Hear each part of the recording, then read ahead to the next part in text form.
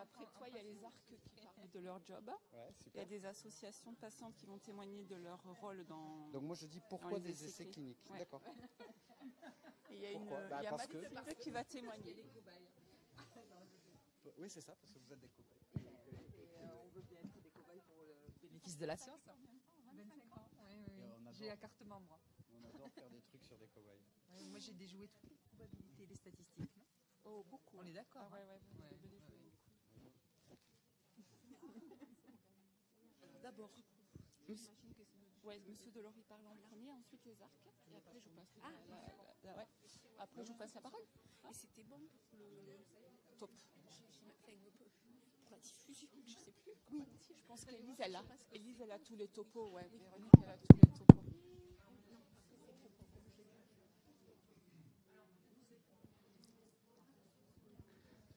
Allez, on va laisser donc la deuxième partie de l'après-midi. Va concerner la recherche clinique, l'accès aux nouveaux médicaments, et nous avons l'honneur, le plaisir d'accueillir notre directeur général, qui est le professeur Jean-Pierre Delors, et qui va vous expliquer pourquoi on construit depuis des années des essais cliniques. Ah, pardon. Donc je disais, la deuxième partie de l'après-midi est consacrée à la recherche clinique et à l'accès aux nouveaux médicaments. Et nous avons l'honneur d'accueillir notre directeur général, qui est le professeur Jean-Pierre Delors, et qui va nous expliquer pourquoi des essais cliniques en oncologie. Merci Florence. Vous êtes tous les bienvenus. On est heureux d'accueillir tous ceux qui font d'Octobre Rose un moment particulier dans l'année, à la fois pour les équipes et puis pour ceux qui participent à la prise en charge des patientes atteintes de cancer du sein. Quelques patients aussi. Et je crois savoir que vous avez vécu des moments avec beaucoup d'émotions. Là, il y a quelques... Voilà. Je vais essayer de ne pas remettre des émotions. Ça pourrait être trop pour la demi-journée. Alors là, la question à laquelle on me demande de répondre, c'est pourquoi on fait de la recherche clinique. C'est pas tout à fait simple, mais je vais essayer en quelques minutes de vous expliquer pourquoi. En fait, j'aime bien raconter des histoires, donc je vais vous en raconter une. Jusqu'en 1921, il n'y avait pas de médicaments. Et un jour, il y a alors quelqu'un qui pourrait être considéré comme un docteur et l'autre qui pourrait être considéré comme un chimiste, qui, après 250 ans d'efforts, sont arrivés à mettre dans un flacon de l'insuline. Et pour la première fois de l'histoire de l'humanité, dans un hôpital de Boston, où une gamine de 17 ans était en train de mourir du diabète parce qu'elle n'avait plus d'insuline, on lui a injecté de l'insuline. Et elle est morte à 84 ans, arrière-grand-mère. Et les médecins du tout début du XXe siècle se sont dit mais enfin il se passe un truc. Alors, non seulement ils étaient très heureux d'avoir contribué à guérir, ou enfin en tout cas soigner très efficacement cette jeune femme, mais en plus ils se sont dit quand même ça fait des années qu'à l'université on nous apprend les saignées, les ventouses, les choses médicinales plus ou moins efficaces, que des vieux professeurs à barbe blanche nous expliquent qu'il faut faire comme ci ou qu'il faut faire comme ça. Mais en fait, là, ce qu'on vient de démontrer, c'est que si on comprend une maladie, si on fabrique le médicament qui est adapté à la façon dont les cellules manquent d'un produit ou en ont un en trop, dans le cas de l'insuline, le corps manque... Dans le cas du diabète, le corps manque d'insuline. Mais c'est 250 ans de découverte. Et à un moment donné, cette découverte arrive aux êtres humains. Et ils ont créé un mouvement qui est une sorte de presque de mouvement politique. Et ils ont dit, tout ce qui a existé avant, qu'on nous enseignait, ces savoirs millénaires, et parfois quelque chose d'un peu des habitudes ou des usages qu'on transmet, ben, il faut qu'on le casse. Et nous, on va être les héros d'une nouvelle médecine qui va s'appeler la médecine basée sur les preuves. Donc je peux prouver que telle ou telle intervention, elle est la résultante d'un mécanisme de physiopathologie. Alors on veut dire comment est arrivée la maladie, que j'ai compris, d'une maladie que je peux diagnostiquer et d'un traitement que je mets en face. Et donc ça a été la rupture et ces médecins-là ont créé une façon de faire la médecine qui a ensuite influencé tout le XXe siècle et qui est encore la façon dont on travaille aujourd'hui, qui s'appelle la médecine basée sur les preuves. Je dois pouvoir prouver que si je dis que le traitement est mieux ou qu'il apporte quelque chose, je dois le prouver. Et on bénéficie tous de cette histoire de la médecine basée sur les preuves. Parfois à la radio ou à la télé, vous entendez parler d'une publication dans le New England Journal of Medicine. C'est la Bible de la médecine du progrès, de la preuve du progrès. Et le New England Journal of Medicine, c'est le journal militant de ces premiers médecins qui ont appris à gérer l'insuline et puis 25 ans plus tard les premiers antibiotiques et ensuite les médicaments qui traitent le système cardiovasculaire et ensuite les maladies endocriniennes et ainsi de suite. Et donc en fait, quand on vous propose de participer à un programme de recherche clinique, c'est qu'on essaie d'apporter la preuve que ce qu'on pense est vrai ou est faux. Et on doit apporter cette preuve. Et la preuve, répondre oui ou non à une question, c'est faire de la recherche clinique dès lors que cette question concerne les patients. Et les questions des médecins, en fait, sont exactement les mêmes que les vôtres. C'est-à-dire que quand on n'est pas malade, on se dit « Ah, est-ce que j'aurai un risque d'avoir cette maladie ?» Ben, en recherche clinique, ça s'appelle une étude épidémiologique ou une étude de génétique du risque, c'est-à-dire qu'on va chercher à savoir si dans les gènes des gens, on peut trouver un facteur de risque. On est tous ici pour la même chose, un cancer en l'occurrence, ou quelque chose comme ça. Et puis, on se dit, ah bon, je vais aller faire un examen de dépistage ou un examen radiologique, et on veut savoir si cet examen, s'il est normal ou s'il est anormal, on veut être sûr qu'on n'a pas ou on a cette fameuse maladie. Et donc les médecins, ils font de la recherche clinique aussi pour améliorer leur capacité à faire du diagnostic de plus en plus précis. Et donc vous pouvez avoir affaire à un médecin qui vous propose de participer à une recherche qui concerne le diagnostic. Mais j'avance, si je suis malade, je viens d'apprendre que la mammographie était anormale, j'ai une biopsie, on me dit « Ah, c'est des cellules cancéreuses ». Je voudrais être absolument certain que les médecins, et qui se posent la même question que vous, c'est ça qui est le message, c'est « Ah, mais est-ce qu'on peut savoir comment ce cancer évoluerait spontanément ?» Et donc là, on propose à des patients d'entrer dans des études qui nous aident à affiner, avec des moyens, vous avez compris, de plus en plus scientifiques, la biologie moléculaire, des analyses de protéines, plein de choses, qui essaient d'affiner de plus en plus le fait que, pour moi-même, les médecins font des progrès en permanence pour essayer de vous dire le risque que cette maladie soit grave est faible, ou au contraire, le risque que cette maladie soit grave est élevé. Et puis en plus, je vais ensuite recevoir un traitement. Et la question que se posent les médecins, c'est est-ce que le traitement que je propose à mes patients actuellement, il est le plus efficace du monde? Et est-ce que par rapport à un progrès technologique ou d'un médicament récemment, est-ce que ça marche mieux ou ça marche moins bien? Et ça aussi, c'est de la recherche clinique. Et la plupart du temps, ça s'appelle une étude de phase 3. Ça veut dire on compare le meilleur traitement connu de cette année à un truc dont on espérerait que ça sera le meilleur traitement dans 1 an, 2 ans, 3 ans ou 4 ans. Et puis si la maladie rechute, peut-être qu'on a des médicaments qui sont moins bien connus, mais qu'on voudrait essayer quand même. Et donc là, le médecin ou le patient se dit, mais quel serait dans cette situation-là un traitement qui a des chances de marcher? Et donc on fait une étude de phase 2. Et puis si c'est un truc qui sort du laboratoire, on fait une étude de phase 1 pour se dire est-ce que cette nouvelle substance, cette nouvelle façon de traiter, cette nouvelle technologie, elle fait juste dans le corps humain ce qu'on attend d'elle, et est-ce qu'éventuellement elle peut démontrer que ça agit contre le cancer efficacement. Ces questions que un certain nombre d'entre vous connaissent parce qu'ils se les sont posées, en fait les médecins se les posent aussi.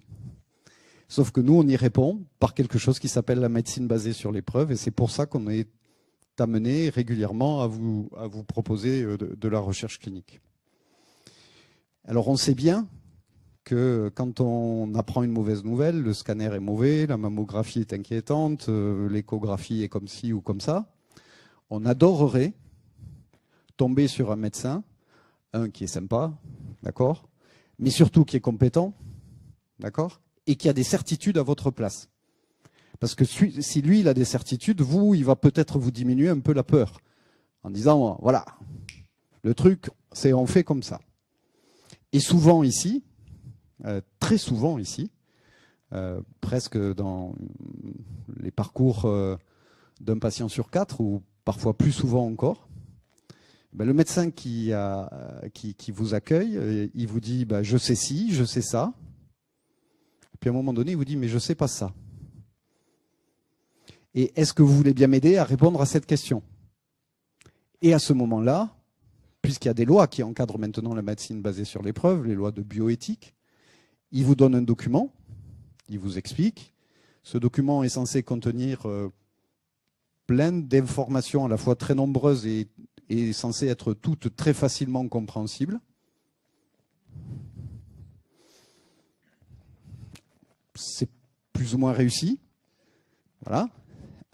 Il vous demande de signaler votre accord. Et alors, il faut signer ces documents parce que nous, on est obligé de prouver, parmi tous les aspects de la médecine basée sur les preuves, on doit aussi faire la preuve que le patient est d'accord pour nous donner un peu de son temps, de son énergie, un morceau de son histoire, pour qu'on puisse, nous, collecter nos preuves. Alors, la collecte derrière des preuves, je crois que c'est prévu après, est gérée par des médecins et des personnels qui s'appellent les attachés de recherche clinique, qui parlent après moi, c'est ça, et qui vont vous expliquer comment se déroule en coulisses, en backstage, comme on dirait, la collection des informations de recherche, naturellement, de façon anonymisée, tout ça. Bon. On sait bien que ça peut rendre un peu les choses compliquées d'expliquer à un patient que soi-même, on n'est pas un savant total. Voilà. Et on l'a bien vu pendant la période Covid, un gourou blond à l'accent marseillais peut faire croire à beaucoup de gens qu'il avait la solution universelle pour gérer un problème d'un virus qu'on redécouvrait. Non, c'est pas acceptable. On fait pas comme ça. Les gens qui font de la recherche, qu'elle soit la recherche médicale ou de la recherche plus fondamentale, comme on fait Florence et moi, on fait avancer le public en étant curieux et en se disant mais ça on ne sait pas en fait. Voilà. Et c'est comme ça qu'on fait avancer les choses. Alors ce moment qui peut être un peu pénible pour les patients, qui aimeraient parfois plutôt le gourou que le docteur qui doute, ils ont peut-être aussi, de mon point de vue, un bénéfice à participer à la recherche clinique, qui est celui d'inverser, ou en tout cas de réduire cette espèce de décalage ou de gradient qu'il y a entre celui qui sait tout, ou qui est censé tout savoir, et celui qui sait rien et qui débarque et qui a peur. Et donc, ce consentement éclairé, il contient déjà des informations sur les parcours, donc il peut être utile pour comprendre un peu à quelle sauce je vais être mangé, combien je vais me cogner de scanner, est-ce qu'il faudra faire beaucoup de prises de sang ou pas. Souvent, il décrit des effets, des traitements qu'on connaît, ou il dit ce qu'on ne connaît pas. Enfin, voilà, ils peuvent être plus ou moins complets, ils dépendent un peu de ce qu'on sait déjà ou de ce qu'on ne sait pas du tout. Mais pour moi, ils installent un lien qui est très important, c'est une sorte de lien de partenariat. C'est OK, vous ne savez pas, mais moi, je vais m'emparer un peu mieux de ma situation médicale. Et en participant, je vais peut-être être un peu moins, alors vous me direz si le mot convient, un petit peu moins passif et un peu plus actif dans la prise en charge de ma maladie. En tout cas, passer la surprise initiale pour des gens qui sont tout près du diagnostic de leur maladie, ils témoignent souvent de ça. Ils nous disent, moi j'étais venu vous voir pour que vous me donniez des certitudes et vous m'avez envoyé une partie de doute. Mais en fait, c'était pas mal parce que comme ça, j'ai pu participer et toutes les infos que vous m'avez données, ça m'a aidé à projeter un peu où on allait et ce qu'il allait falloir faire. En toute hypothèse, même si vous n'étiez pas d'accord, mais j'en doute, on va continuer à chercher comme des malades. Parce qu'on est absolument certain que c'est l'acquisition de connaissances, l'acquisition de preuves, le fait de toujours poser des questions, le fait de toujours être au contact des chercheurs qui amènent des nouvelles façons de comprendre les choses, des nouvelles technologies, qui nous fait faire des progrès dans la lutte contre cette maladie dont un certain nombre d'entre vous savent précisément ce qu'elle est. Et pour ne pas parler trop longtemps, une fois que je vous ai dit tout ça, je réponds à vos questions s'il y en a.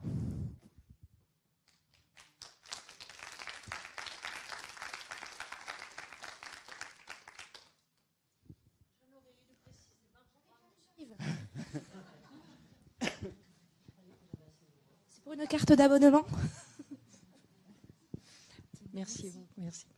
Oui, je voulais d'abord vous remercier et ensuite reprendre ce que vous avez dit un peu en début. Lorsque nous sommes en face d'un oncologue, d'un radiologue, enfin tout ce que vous avez ici, pour moi, il n'y a aucun doute, nous sommes entre les mains des meilleurs.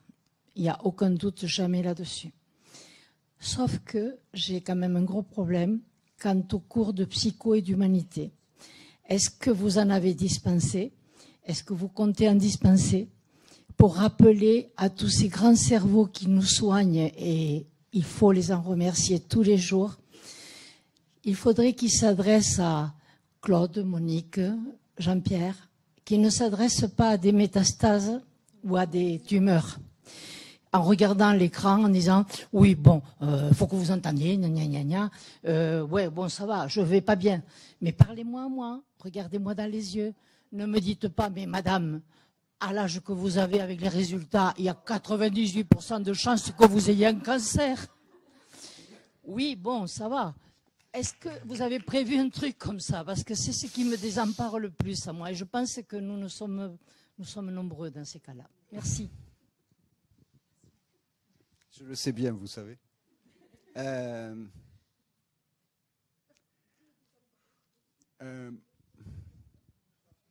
Hier, ici, c'était hier, Élise, ou avant-hier, je ne sais plus. Éthique, ouais. Il y avait le résultat ou le témoignage de l'équipe de Réa ici. Un peu les médecins, beaucoup les infirmières et les aides-soignantes du service de réanimation, qui ont travaillé pendant plus d'une année avec un docteur en philosophie et pour comprendre ce qui se passait dans le service. Et la conférence était vraiment sympa. Et bref, l'explication à ça, qui n'est pas une excuse, qui est une explication, c'est qu'un certain nombre de médecins ont peur aussi. Et je sais que vous êtes intelligente et vous l'avez compris.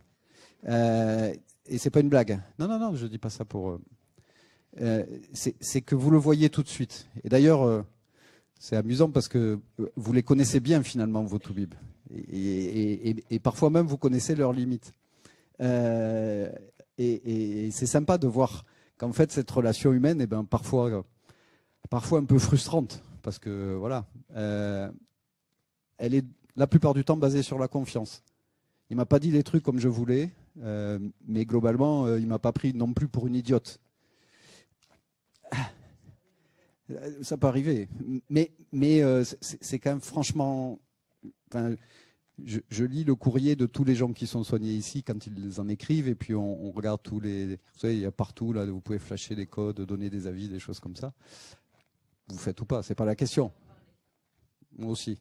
Mais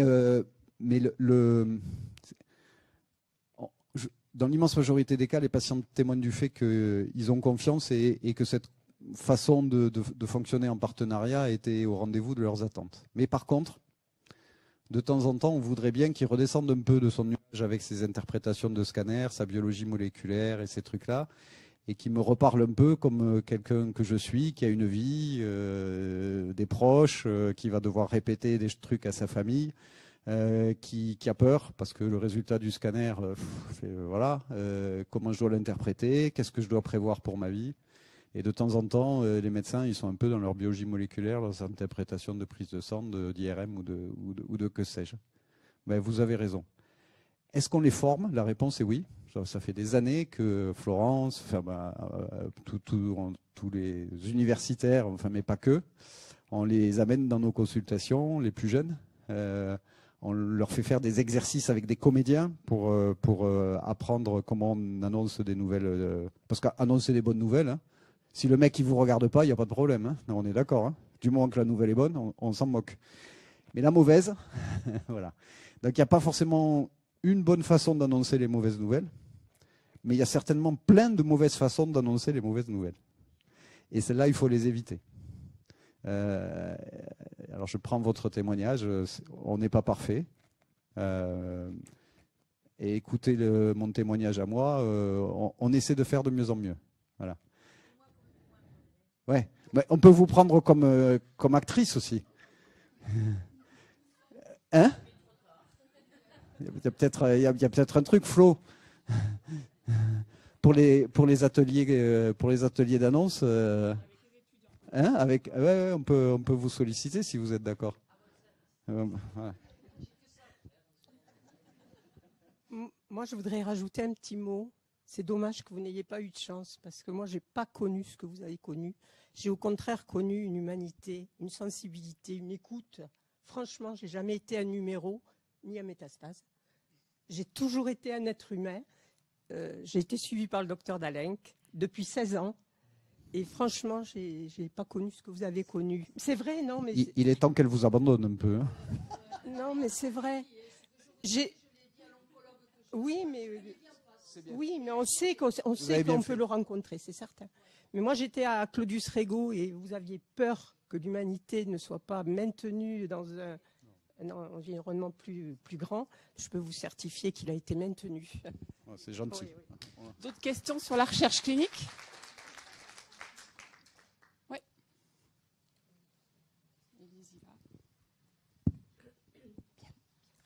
Bien près de moi. Voilà, moi je souhaitais vous poser une question. Quand on participe à un essai clinique, c'est une étude randomisée. Ça veut dire qu'il y a une Pas toujours. Pas toujours. On peut vous demander la permission, par exemple. Alors, pardon, je vais vous laisser finir votre question et ensuite j'y répondrai. Mon questionnement est le suivant, c'est-à-dire, je suis entièrement d'accord dans tout ce que vous dites, d'accord, quand on veut effectivement, entre parenthèses, avancer, vous faire avancer, etc. Mais est-ce qu'il n'y a pas la possibilité d'être dans ces études randomisées et d'avoir la chance ou la malchance, j'en sais rien, de participer à l'étude placebo qui confirme l'autre? Enfin, je ne suis peut-être pas claire dans ce que je dis. Mais... Si, je comprends votre crainte. Alors, je vais répondre à la première partie de votre question. Non, il n'y a bien entendu pas que des études randomisées. Randomiser, ça veut dire comparer une chose et une autre. D'accord? C'est une technique de comparaison. Enfin, une des techniques qui sert à comparer. D'accord? Bref. Globalement, alors si je vais vous expliquer un peu. En fait, il y a plein de trucs qu'on ne sait pas. On ne sait pas pourquoi Monsieur Dupont et Monsieur Durand, qui vivent la même vie, le même métier, ils fréquentent le même bar tabac PMU, ils fument la même quantité de cigarettes et ils boivent la même quantité de Ricard. Et il y en a un qui va avoir le cancer du poumon et l'autre le cancer du foie ou la cirrhose. Ce que nous sommes influence beaucoup ce que sont nos maladies. Mais en fait, la complexité de ce que nous sommes, elle n'est pas toujours, non, elle n'est toujours pas parfaitement intégrée. Dans la salle, il y a le docteur Chibon, là. Il est en train d'essayer de comprendre comment fonctionne le génome sombre. Notre partie des gènes qui est censée servir à rien. Sauf que, voilà, on commence à comprendre qu'il sert à des tonnes de trucs. Bref, au moment où on rencontre M. Dupont ou M. Durand, on ne sait pas comment son corps va réagir, pourquoi il a eu cette maladie, on la connaît, au laboratoire on sait d'où elle vient et tout ça, mais pourquoi lui, pourquoi à ce moment-là de sa vie, on ne sait pas. Et donc en fait, la comparaison par tirage au sort permet de faire en sorte que tout ce qu'on ne sait pas soit réparti de façon équilibrée entre ceux qui ont le traitement A et ceux qui ont le traitement B. D'accord ? Ça, c'est la première partie de ma réponse. La deuxième partie, c'est non, ce n'est pas toujours des études de comparaison. beaucoup de patients ici signent un consentement éclairé juste, par exemple, pour donner une partie de la tumeur dont on va les débarrasser par intervention chirurgicale, justement à la recherche du docteur Chibon. Ça pourrait être la recherche du professeur Ayoub ou d'un autre médecin ou d'une autre équipe de recherche de l'INSERM qui cherche à comprendre pourquoi au moment du cancer, il y avait tel ou tel gène ou tel globule blanc dans la... D'accord ?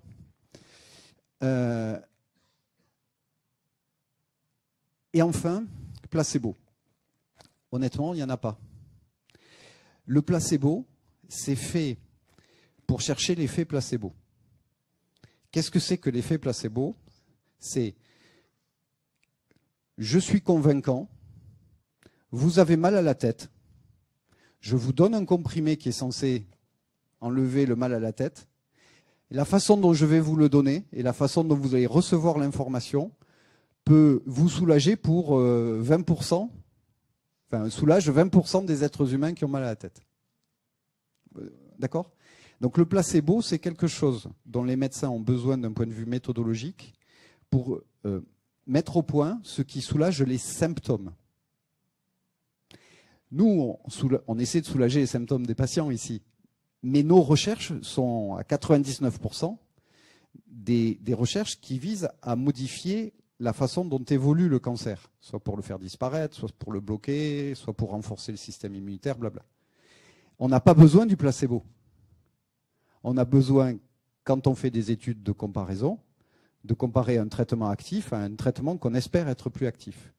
Donc la probabilité à l'oncopole de tirer le bras placebo, elle est proche de 0. Et si c'était le cas, bien entendu, le médecin qui doit expliquer l'essai clinique à son patient, il doit lui dire qu'il y a une chance qu'il n'ait pas un traitement actif. Mais encore une fois, en cancérologie, c'est pas du tout ce qu'on cherche. On cherche très rarement à comparer le Doliprane au paracétamol bleu ou au paracétamol rouge. On s'en fout, ça. On cherche des critères qui sont des critères très objectifs d'évolution de la maladie. Et on compare donc des traitements entre eux quand on fait des études de comparaison. S'il n'y a qu'un placebo, c'est qu'il n'y a pas de traitement efficace. Ah oui, oui, et le standard, c'est ne rien faire. Donc mais c'est pas, encore une fois, c'est pas délétère pour les gens. Au moment où je vous parle, il y a quelque chose comme 350 essais thérapeutiques ouverts ici. Il n'y en a aucun avec placebo. Voilà. Parce qu'on en a... Voilà, ce n'est pas les questions qu'on pose.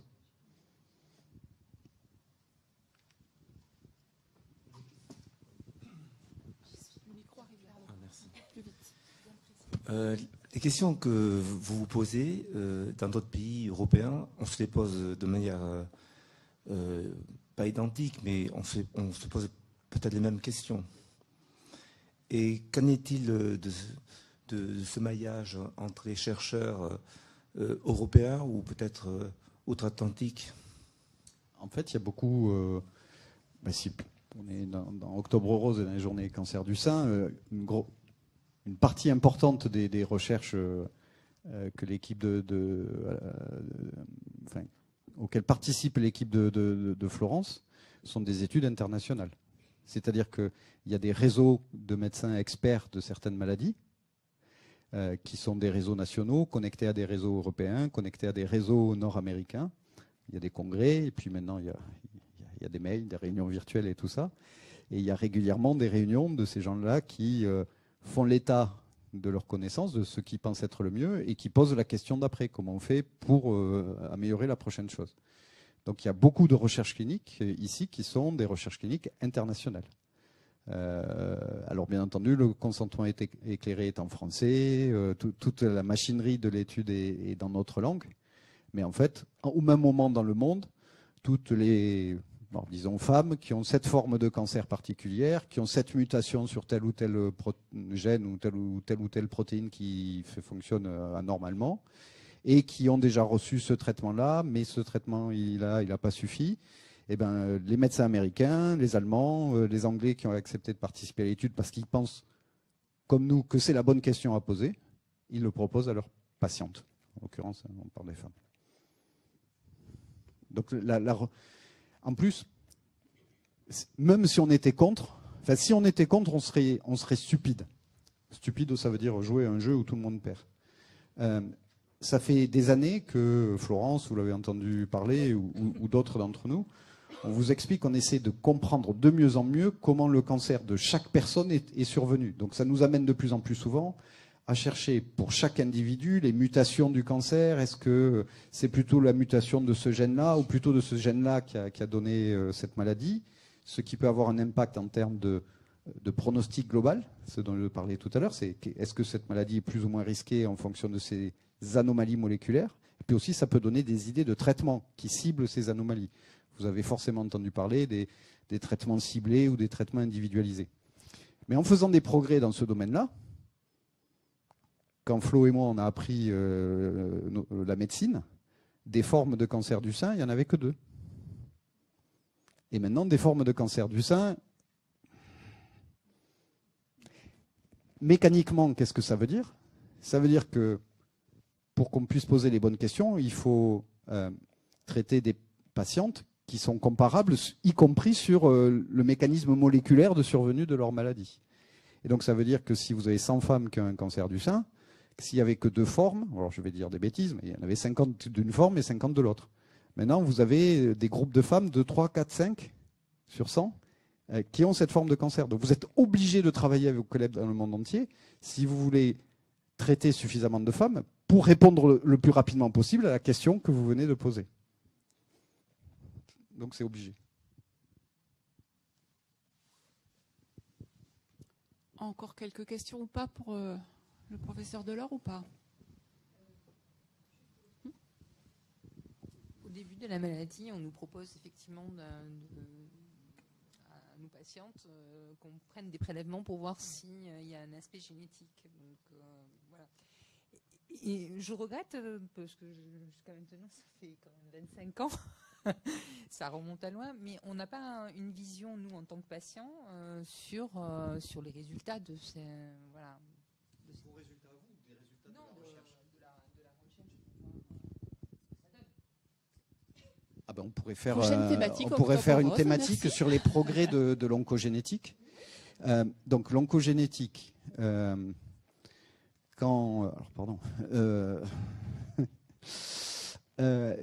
les années 90, on commençait à être décrits les gènes qui pouvaient être associés à un risque de cancer du sein. Les fameux BRCA. Là, voilà.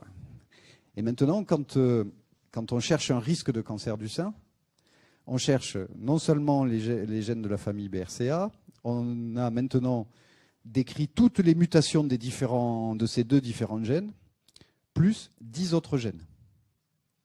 Et quand vous avez été suivi dans une consultation d'oncogénétique dans un centre comme le nôtre, en fait, ce qu'on fait aussi, c'est ce qu'on appelle le suivi longitudinal. C'est-à-dire que s'il y a une nouvelle mutation qui apparaît, on rediscute les cas des femmes qu'on suit depuis le début. Et donc ça, c'est une bagarre monstrueuse avec les ministères, parce que notre pays a laissé ouvert les portes à des compagnies low cost de la génétique qui vont dire à des femmes en 2024, on n'a pas trouvé de risque. Donc cette femme jeune ou moins jeune, mais qui a des enfants, elle va rentrer chez elle, elle va dire, oh ça va, no risque, pas de problème. Sauf qu'une fois qu'on lui a donné le résultat, il ne se passera rien derrière. Et il y a le réseau des centres de lutte contre le cancer qui participent presque tous au programme d'oncogénétique national, où en fait non. On dit aux gens, aujourd'hui, on n'a pas trouvé, il n'y a rien, rassurez votre famille, on va quand même faire, voilà. Mais si un jour on trouve un truc nouveau, on sera amené à vous rappeler. Et le prix de cette organisation, pardon, je suis obligé de... Voilà, c'est juste gigantesque. Et comme on a laissé entrer le loup dans la bergerie, c'est plus financé. Donc c'est à la charge des établissements comme le nôtre de le financer. Voilà. Donc il faut nous donner des sous.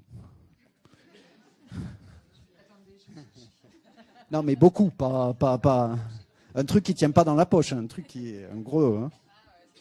Sauf si vous utilisez la carte bleue et qu'elle n'a pas de plafond.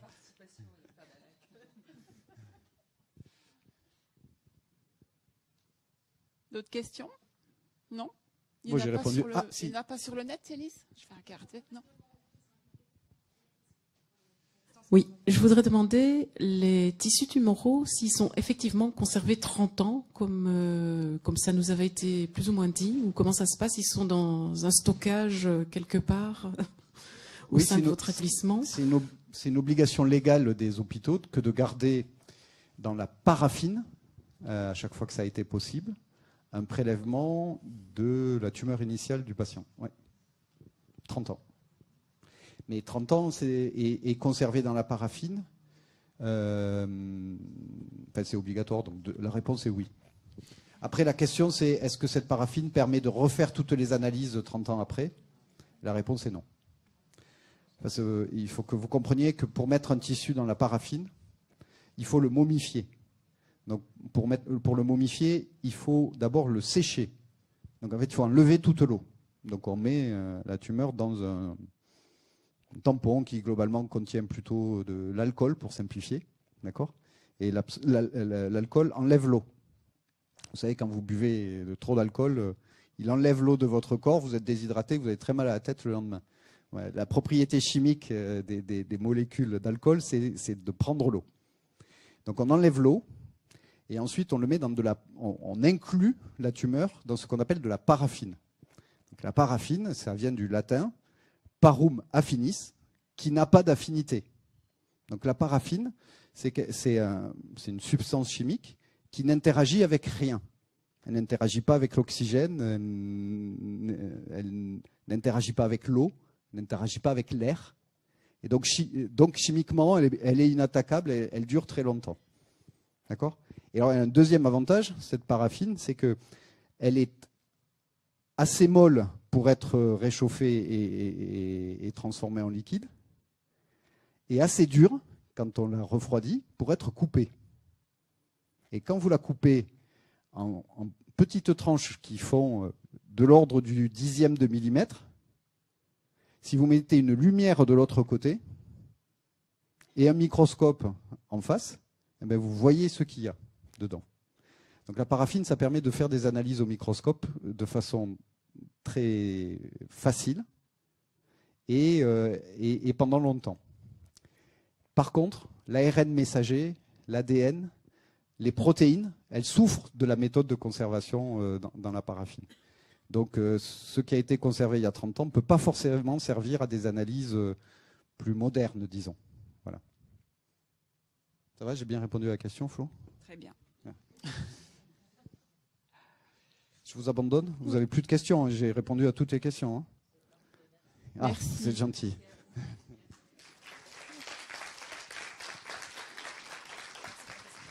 Merci beaucoup, Jean-Pierre. Et donc, on va passer la parole maintenant aux attachés de recherche clinique qui ont un rôle important dans l'activité de recherche clinique et qui sont les travailleurs de l'ombre. Mais ô combien important pour nous et puis pour vous, pour que ces études cliniques soient menées. Elles vont vous expliquer leur rôle. C'est Lauriane, Roy et Juliette Carouf, merci.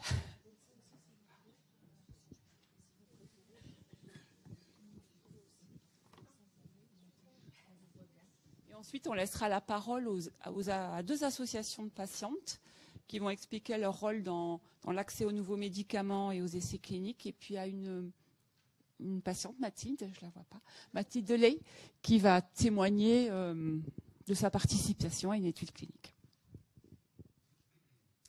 Bonjour à toutes et à tous. Lauriane et moi sommes attachés de recherche clinique. Juliette, le micro bien là. Ok. Bonjour à toutes et à tous.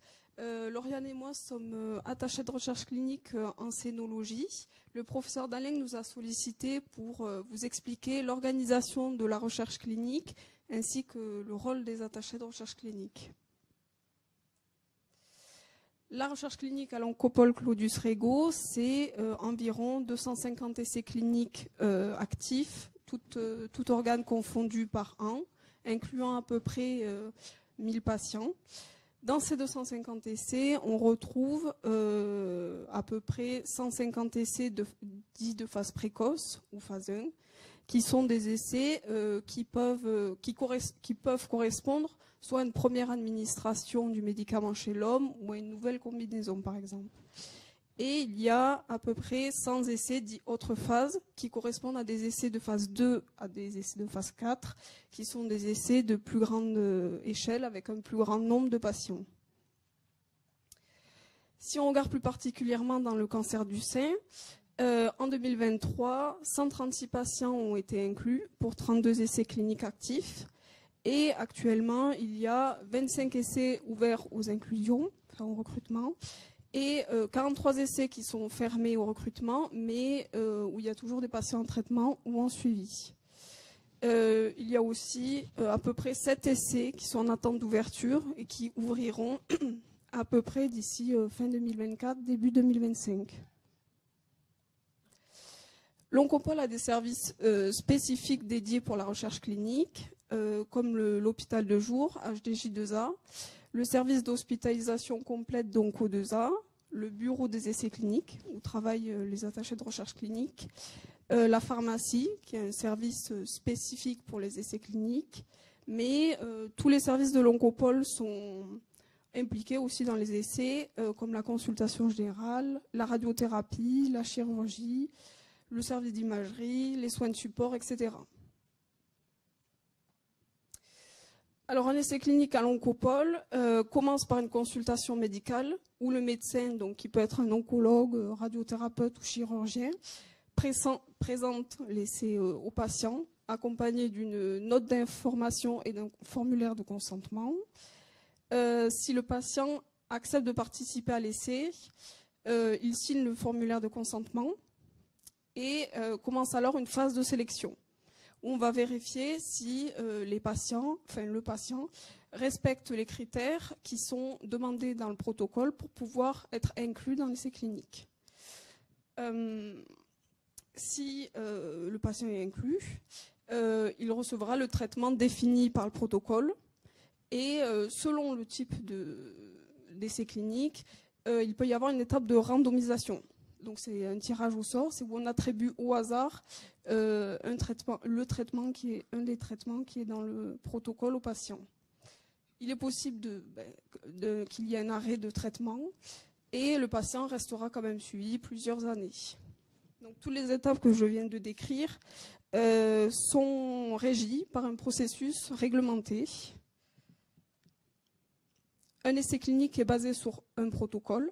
Ce protocole doit être approuvé par les autorités réglementaires européennes et françaises qui vont en fait vérifier la pertinence de la question scientifique posée par le protocole et qui vont aussi vérifier le respect de la sécurité et des droits des patients. La réalisation pratique du protocole est aussi soumise à des règles de bonne pratique clinique qui vont en fait garantir la traçabilité et la fiabilité des données. La recherche clinique définit des acteurs. Donc le promoteur, c'est celui qui possède le traitement innovant et qui rédige le protocole. Donc par exemple un laboratoire. Le médecin, qui a les patients qui pourraient bénéficier de ce traitement. Donc on l'appelle un médecin investigateur. Et ce médecin exerce dans une structure, donc par exemple l'Oncopole, et cette structure elle est appelée centre investigateur. Et cette structure a les moyens matériels et humains de réaliser l'essai clinique. Le médecin n'agit pas tout seul, il est entouré d'une équipe investigatrice composée de pharmaciens, d'infirmières, et on retrouve aussi les attachés de recherche clinique.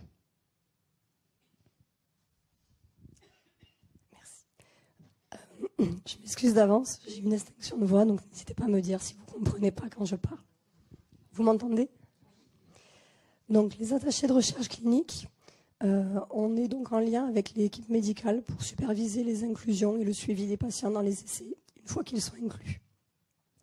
Et ça implique d'être en contact avec différents services, notamment la pharmacie, pour permettre de fournir le traitement.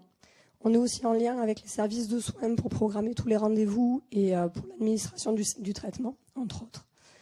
On est en contact avec les services d'imagerie aussi pour le suivi de la maladie, le service d'anatomopathologie pour fournir tous les traitements tissulaires, tous les échantillons tissulaires, et également les laboratoires pour réaliser les bilans biologiques et les prélèvements sanguins. Dans certains protocoles, il peut être demandé des examens supplémentaires qui font intervenir des spécialités extérieures, comme les ophtalmologues, les pneumologues ou les cardiologues. Ça, c'est propre à chaque protocole. Et on a aussi du coup un rôle dans le recueil des données qui vont être bien sûr anonymisées. Le promoteur n'aura pas accès à votre identité. Et on va retransmettre ces données au promoteur qui va pouvoir les analyser et vérifier si son protocole permet de répondre à la question demandée. Donc les attachés de recherche clinique, ils ont vraiment un rôle de coordinateur de tous les services, de façon à ce que l'essai clinique puisse être vraiment réalisé dans les bonnes conditions et selon le protocole qui a été validé par les autorités.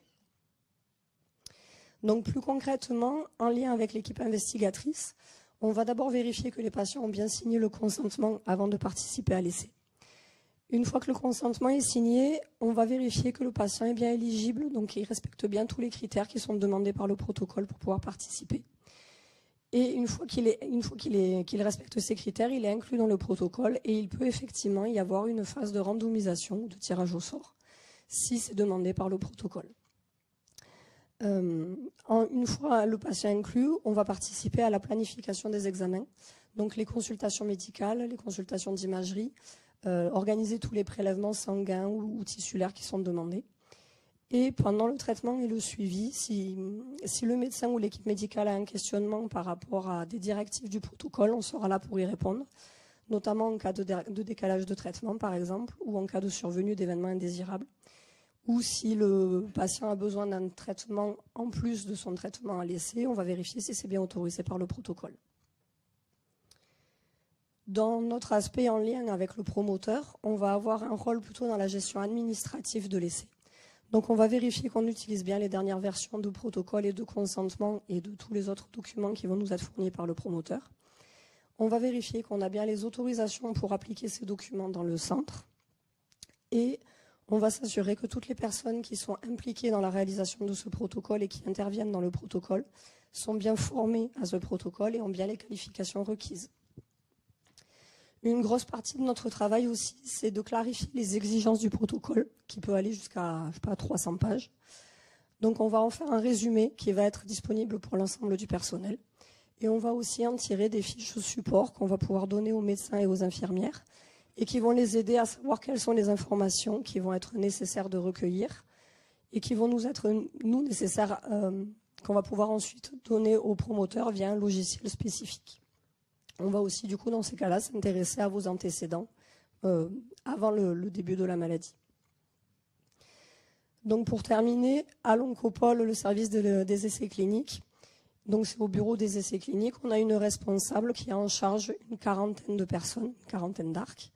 Sur ces 40 arcs, on en a 29 qui sont répartis en fonction de l'organe atteint, donc ils vont s'occuper des essais cliniques en fonction de l'organe qui va être atteint.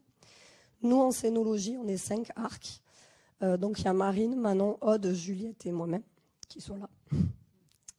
Et on s'occupe chacune à peu près d'une dizaine d'essais cliniques. Tous les arcs, dans leurs tâches, ils vont avoir des supports parce qu'on ne peut pas tout faire tout seul. Donc, on a par exemple des techniciennes de recherche clinique qui nous aident dans la saisie des données pour certaines études. On a aussi des assistantes de laboratoire et pour les questionnaires qui vont nous aider dans la gestion des prélèvements sanguins spécifiques pour l'étude et aussi dans la gestion des tablettes que certains ont sûrement déjà eu entre les mains pour les questionnaires de qualité de vie qui peuvent être demandés dans certains protocoles. Et enfin, on a une assistante logistique qui nous aide sur toute la gestion de tous les kits de prélèvements sanguins ou tissulaires qui peuvent être fournis par le protocole. Merci pour votre attention. Est-ce que vous avez des questions ?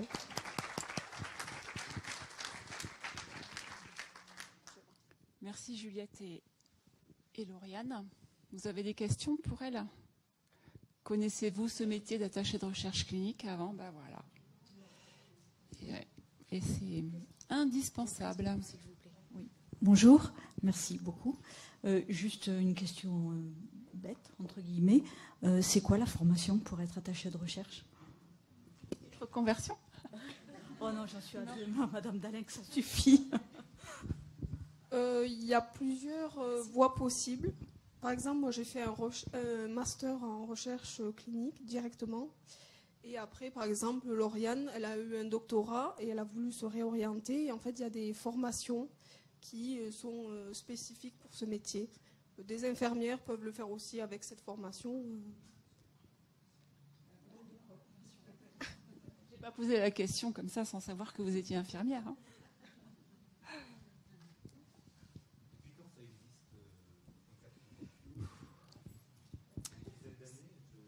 Il y a une vingtaine d'années, quand j'ai commencé, en fait, il y avait des faisans fonction d'arc, mais qui n'avaient pas la formation que vous avez maintenant.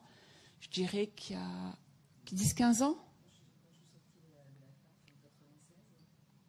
J'ai cherché à travailler en tant qu'arc, puisque j'ai fait biologie végétale. Ensuite, je suis allée en pharma et j'ai fait un DSU, puis j'ai postulé. Mais peu de laboratoires proposaient au travers de... En tout cas, à Toulouse, c'était très peu. Au travers de la France, bon, voilà, j'en ai envoyé des candidatures avec mes diplômes. Donc oui, ça existe, je dirais, depuis... Ça fait plus, mais c'était vraiment peu développé. Je pense que ça s'est vraiment développé, ou après 2000, le développement, vraiment après 2000. Ouais. Et puis, il faut voir aussi que les essais cliniques se complexifient. D'abord dans les critères d'inclusion, parce qu'on peut pas, toute femme qui a un cancer du sein ne peut pas participer à un essai clinique. Il y a des critères hyper précis, et ces critères sont de plus en plus longs, de plus en plus sophistiqués, et on a vraiment besoin des attachés de recherche clinique pour les coordonner. Hein. Et puis il y a, oui, voilà. Oui, bonjour, merci pour votre présentation. Alors, moi, je suis dans un essai clinique et mon contact, c'est l'infirmière de recherche clinique. Et en fait, la question que je voulais vous poser, c'est de savoir si vous étiez en contact avec les patients. Et en plus, vous avez explicité que vous faisiez des résumés de protocoles qui, je pense, pourraient aider les patients à mieux comprendre peut-être aussi le protocole et les signatures de consentement qui sont quand même épais comme ça. Donc, voilà. Pour la première question, à l'oncopole, on ne voit pas les patients, on n'est pas trop en contact. Après, au CHU, ils voient les patients. Enfin, ça dépend de la structure. Et pour le résumé, c'est un résumé à destination des médecins et des infirmières avec des trucs, c'est très spécifique, c'est pas vulgarisé du tout. Parce que les protocoles sont très très longs, comme elle a dit, 300 voire 500 pages. Du coup, c'est les informations les plus importantes que le médecin a besoin rapidement. Et normalement, vous avez aussi dans la notice d'information, la notice reprend le protocole en fait en le vulgarisant. Bonjour. Moi, ma question, ça sera plutôt au point de vue technologie. Est-ce que vous allez utiliser l'IA, l'intelligence artificielle, justement le rapport de 300 pages? Est-ce que ça va pouvoir vous aider à faire... Alors, dans notre cas, l'intelligence, elle est là. D'accord. Très bien. On n'est pas encore sur l'intelligence artificielle parce qu'il y a beaucoup trop de données, même de sécurité, de confidentialité. Je pense qu'il faut d'abord résoudre, entre autres. Mais l'IA entre dans la recherche clinique, hein, l'interprétation des mammographies, l'interprétation des lames au laboratoire, ça commence. Il y a des protocoles de recherche clinique avec l'IA. Mais nos arcs sont irremplaçables. Est-ce que c'est un vrai métier où on peut durer une dizaine d'années, une quinzaine d'années, où il y a un turnover? Comment ça se passe? Non, c'est un métier dans lequel on peut tout à fait s'épanouir. Oui.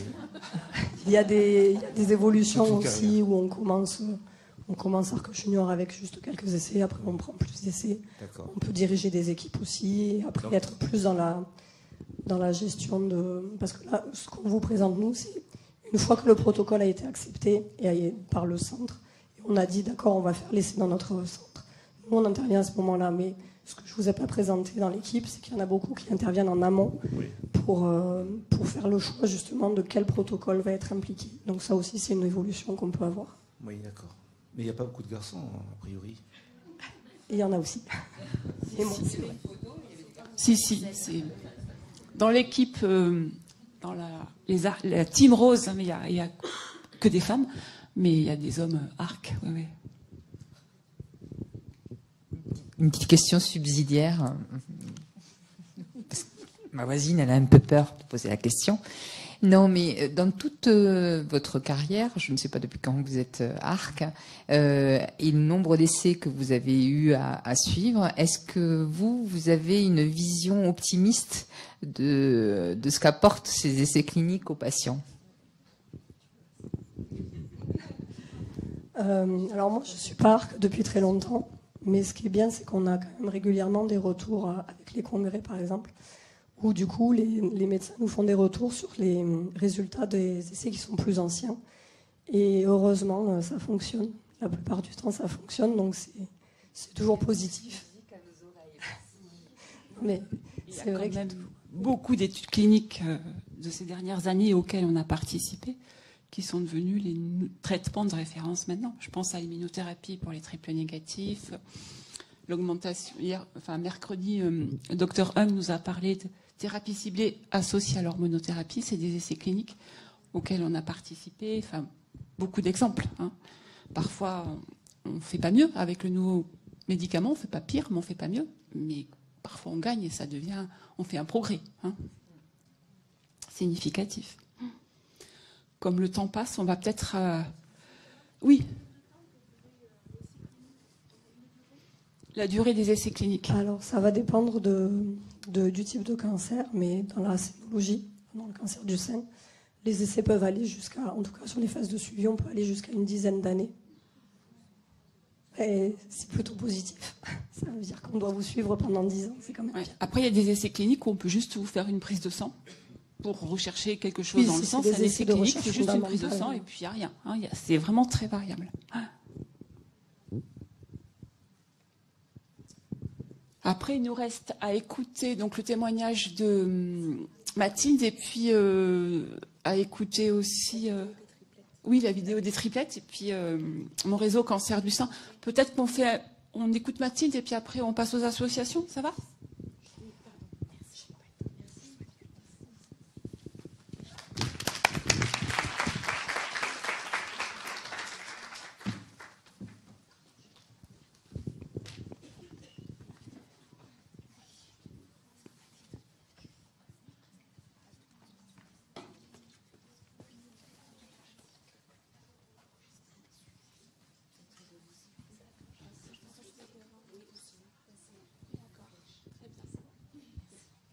Bonjour à tous. Merci, professeur Dalinck, de m'avoir invité pour ce témoignage. Alors, je m'appelle Mathilde, pour me présenter. Alors, hop, est-ce que ça marche? Je vais essayer. Voilà, donc, je suis Mathilde, j'ai 38 ans. Ça fait 2 ans que je suis toulousaine. Je suis aussi ambassadrice bénévole pour l'association Jeunes et Roses, dont Canto vous a parlé. De profession, en fait, je suis aussi dans le domaine de la recherche clinique. C'est-à-dire que j'ai été attachée de recherche clinique et aujourd'hui, je suis manager d'attaché de recherche clinique pour un laboratoire. Mais aujourd'hui, je suis là en tant que patiente puisque je suis atteinte d'un cancer du sein métastatique depuis 3 ans suite à une récidive. Et donc, je viens vous apporter mon témoignage en tant que patiente dans un essai clinique. Donc, pourquoi un essai m'a été proposé ? En fait, suite à ma première année de récidive, j'ai eu 2 traitements pour lesquels j'ai progressé. Et donc, en consultation, lors de la résultat d'un scanner, donc mon oncologue m'a présenté les choix qui m'étaient offerts sur les traitements suivants. Donc, j'avais le choix soit sur une thérapie ciblée, c'est-à-dire un traitement que je prenais, donc un comprimé oral, tous les jours chez moi. Et je venais en consultation tous les 3 mois. Et versant un essai clinique avec cette même thérapie ciblée, mais en combinaison avec une immunothérapie. Donc, lors de cette consultation, elle m'a déjà à peu près tout expliqué, c'est-à-dire qu'elle m'a présenté l'essai, un peu les tenants et les aboutissants, et m'a présenté aussi de manière écrite un petit peu comment se déroulait l'essai clinique et les effets secondaires. C'est ce qu'on appelle la notice d'information et qu'on vous a donc parlé tout à l'heure, qui m'a permis un petit peu d'avoir toutes les informations. Donc, quand elle m'a lors de cette consultation, elle m'a présenté donc l'essai clinique, comment ça se déroulait, quel était le médicament, comment j'allais être suivie. Mais bien évidemment, j'avais multiples questions dans ma tête par rapport à cet essai clinique et puis ce médicament qui est l'immunothérapie qui était en addition finalement par rapport aux soins courants que j'aurais pu avoir. Donc voilà, voici une série de questions qui me sont passées de suite dans ma tête, bien qu'en étant aussi un petit peu experte dans le domaine. Déjà, quels sont les bénéfices qui sont pour moi d'être dans cet essai clinique versus le soin courant en fait. Est-ce que vraiment j'aurai un apport? Qu'est-ce que ça va m'apporter? Donc là, l'oncologue, de la même manière, m'a un petit peu expliqué l'intérêt. Donc là, c'était l'addition d'une immunothérapie. Évidemment, au jour où elle me présentait l'essai clinique, il n'y avait pas effectivement de résultat, si on savait s'il y avait un apport ou pas. Mais l'idée, c'était un effet qui potentialisait l'effet de la thérapie ciblée qui m'était proposée, c'est-à-dire peut-être un effet supérieur ou prolonger l'effet de ma thérapie ciblée. Ensuite, la deuxième question, bien évidemment, c'est la question numéro 1 en général qu'on se pose, c'est quels sont les effets indésirables? Parce qu'effectivement, avec tous nos traitements, on en a déjà un bon paquet. Donc, une thérapie ciblée plus un autre médicament, est-ce que j'y vais ou est-ce que j'y vais pas? Donc là, pareil, voilà, j'ai eu toutes mes explications, ce qui m'a permis un petit peu dans ma tête déjà de faire un petit peu la balance. Est-ce que j'ai envie de faire cet essai ou pas? De la même manière, ce qui a été important pour moi par rapport à l'addition de cette immunothérapie, c'est est-ce qu'elle est connue? Est-ce que le médecin, il connaît déjà de cette immunothérapie? Est-ce qu'il y a des patients qui ont déjà eu cette immunothérapie, soit dans cet essai clinique, soit dans un autre essai clinique? Donc là, en l'occurrence, il y avait beaucoup de données sur cette immunothérapie parce qu'elle était déjà testée et approuvée dans le cancer du poumon, si je ne me trompe pas. Et donc, du coup, il y avait quand même beaucoup de recul sur cette immunothérapie et ses effets secondaires. Donc, c'est quelque chose aussi qui, potentiellement, vraiment peut être... on peut poser cette question à notre médecin, à notre oncologue, sur cette connaissance de cette molécule, mis à part des fois en phase précoce, c'est-à-dire la phase qui suit finalement les tests chez l'animal et qui passe chez l'homme. Donc, c'est vrai qu'on a des connaissances chez l'animal, mais pas forcément sur l'homme. Là, vraiment, il y avait vraiment beaucoup de connaissances par rapport à ce traitement. Et donc, dans cet essai clinique, il ne démarrait pas, ça faisait, je pense, plus de 18 mois qu'il était déjà en essai. Et donc, du coup, il y avait déjà des patients dans cet essai clinique. Et donc, du coup, j'ai pu poser ma question aussi sur ces patientes, comment elles allaient, comment elles avaient vécu. Et l'oncologue a pu aussi répondre à ces questions-là. Ensuite, après, comment se déroule l'essai clinique? C'est-à-dire... j'ai quand même, il y avait une proposition de juste une thérapie ciblée où je venais finalement à l'hôpital une fois tous les 3 mois versus finalement qu'est-ce qui va m'arriver dans l'essai clinique. Et effectivement, l'essai clinique avec l'immunothérapie, ça me demandait de venir finalement tous les mois pour avoir cette immunothérapie en perfusion, plus après tous les examens qui sont additionnels, les prises de sang, etc., etc. Donc voilà, l'oncologue a pu tout bien m'expliquer ce déroulé. J'avais aussi la notice d'information. Donc j'avais toutes mes réponses à mes questions. Et bien sûr, la question aussi qui est importante pour nous, c'est-à-dire que quand on prend une décision d'y aller dans l'essai clinique, c'est est-ce que aussi je peux prendre la décision à tout moment, finalement, de me retirer cet essai clinique pour n'importe quelle raison. Et là, c'est une question qui est importante aussi d'en discuter avec son oncologue. Bien sûr que c'est possible. Hein. C'est nous qui décidons qui avons la décision finalement de ce qu'on souhaite faire. Et donc, il est tout à fait possible à n'importe quel moment finalement de se retirer d'un essai clinique, peu importe la raison. Et puis, bien sûr, il y a la question importante du délai de réflexion. Là, on est sur une première discussion avec son oncologue. Et donc là, ce qui m'était important, c'est aussi de me dire, bon, là, j'ai les infos, elles sont toutes fraîches, on vient de me dire que je progresse. Peut-être que là, dans le stress, je me dis, oui, j'ai envie de tout faire pour avoir le meilleur traitement possible et tout ça. Mais il est important également de me dire, bon, je prends le recul et je réfléchis par rapport à toutes les informations qui m'ont été proposées. Et donc, j'ai eu ce délai de réflexion qui m'a permis d'en discuter avec mes proches. Voilà, de leur expliquer ma consultation avec mon oncologue, toutes les informations que j'ai reçues, voir si aussi j'ai bien réfléchi, j'ai bien posé toutes mes questions. Relecture de la notice d'information. Donc, on en parlait des fois, effectivement, c'est un petit peu épais, mais c'est vrai qu'il y a toutes les informations qui nous permettent vraiment de prendre nos décisions. Et bien sûr, dans ma réflexion, dans ma discussion avec mes proches, j'ai eu d'autres questions qui sont venues. Et donc, j'ai pu librement contacter l'équipe des essais cliniques, donc des attachés de recherche clinique et des infirmières de recherche clinique, pour poser mes questions par rapport à ce protocole qui m'était proposé.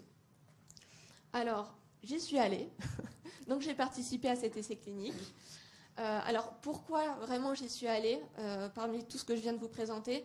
Pour moi, c'était vraiment l'opportunité finalement d'avoir potentiellement, parce qu'on ne sait pas, un traitement innovant, quelque chose en plus qui pourrait faire justement le plus par rapport au traitement qui est proposé en soins courants. Ce qui était rassurant pour moi, après on est toutes différentes, mais c'est le suivi très contrôlé. Voilà, on a ensuite, quand on participe à un essai clinique, une sorte de planning, une sorte d'agenda avec tous les examens, et il y a ce côté rassurant, comme quoi, en fait, finalement, on est très bien suivi dans l'essai clinique. Donc, certes, c'est des examens peut-être un petit peu plus rapprochés au niveau des imageries. Ça peut être des prises de sang un petit peu plus souvent, mais il y a le caractère un petit peu rassurant de, voilà, on est très bien suivi. Et après, il y a aussi cette idée de se dire que je participe à la recherche et potentiellement, je la fais avancer.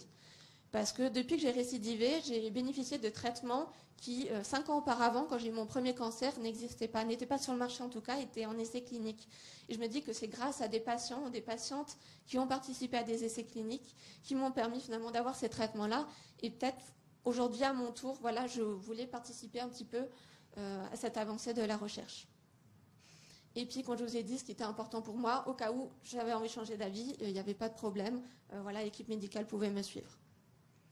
Donc, concernant ma participation à l'essai clinique, donc là, je vous ai fait une petite frise un petit peu pour vous situer. Donc, il y avait la proposition de l'essai par mon oncologue, le petit délai de réflexion qui m'a été accordé pour que je réfléchisse et que j'en discute.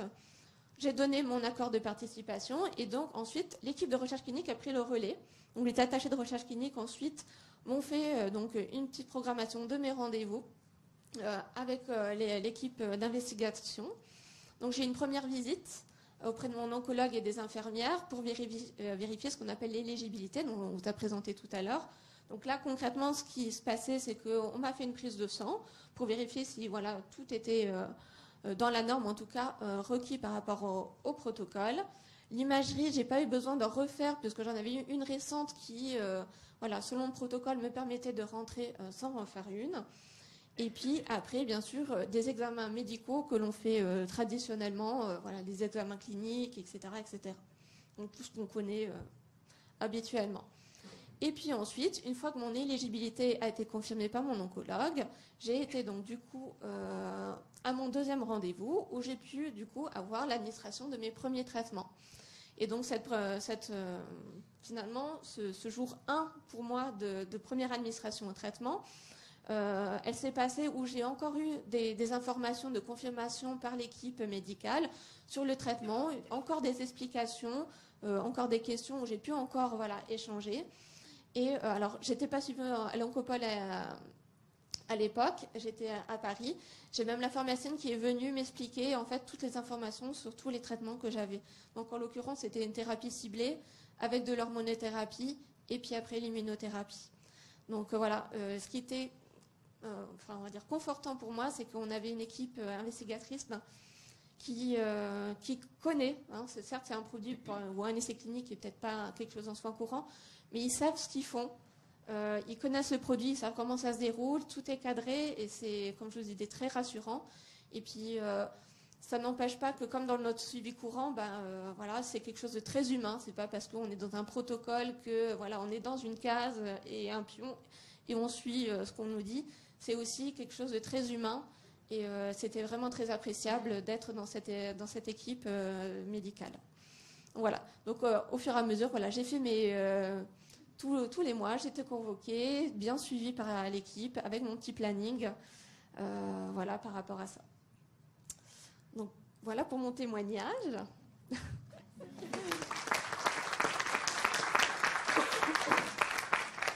sais pas si vous avez des questions. Très important, ce que vous avez dit, c'est qu'on peut à tout moment sortir d'un essai clinique. Le patient qui s'engage et qui veut arrêter peut le faire. Ça, c'est très important. En général, on vous le dit d'ailleurs. Et oui. Vous allez mieux. Oui, alors je suis plus dans l'essai clinique. Bon, j'ai progressé entre-temps. Mais oui, je suis restée un petit moment dans l'essai clinique et effectivement, ça m'a bien aidé dans mon Bon, mais mon tant mieux. soin.